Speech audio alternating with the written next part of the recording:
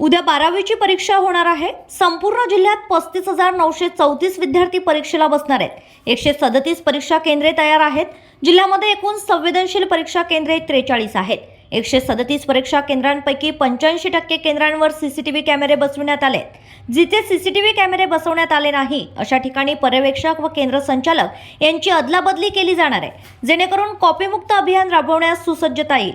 परीक्षा केंद्रांवर नियंत्रणासाठी माध्यमिक बोर्डाने एकूण 5 पथके तयार केली आहेत। एकूण सेंटर्स 137 आहेत, शहर आणि ग्रामीण मिळून, आणि परीक्षार्थी 35,934 विद्यार्थी याच्यामध्ये प्रविष्ट होणार आहेत। याच्यामध्ये संवेदनशील म्हणून 12वीसाठी 43 केंद्र आहे।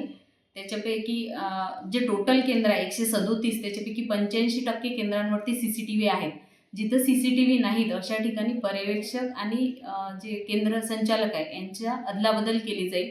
म्हणजे ज्या सेंटरवरचे केंद्र संचालक त्याच सेंटरवर राहणार नाही, जेणेकरून कॉपीमुक्त अभियान राबवण्यास आपल्याला मदत होईल।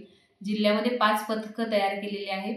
एक महिला पथक आहे, एक शिक्षणाधिकारी माध्यमिकचं, एक शिक्षणाधिकारी प्राथमिकचं, एक शिक्षणाधिकारी योजनाचं आणि एक डाएटचं, असे 5 पथकं या परीक्षेदरम्यान कॉपीमुक्त अभियान राबवण्यासाठी प्रयत्नशील राहणार आहे।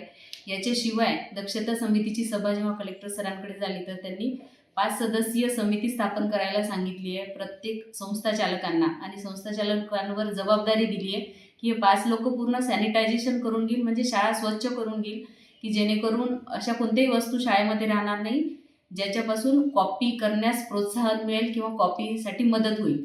आणि त्या जे 5 सदस्यीय समिती आहे त्यांच्यावर जबाबदारी पण निश्चित करण्यात येईल की त्यांनी हे कॉपीमुक्त अभियान व्यवस्थित राबवण्यासाठी प्रयत्न करावेत।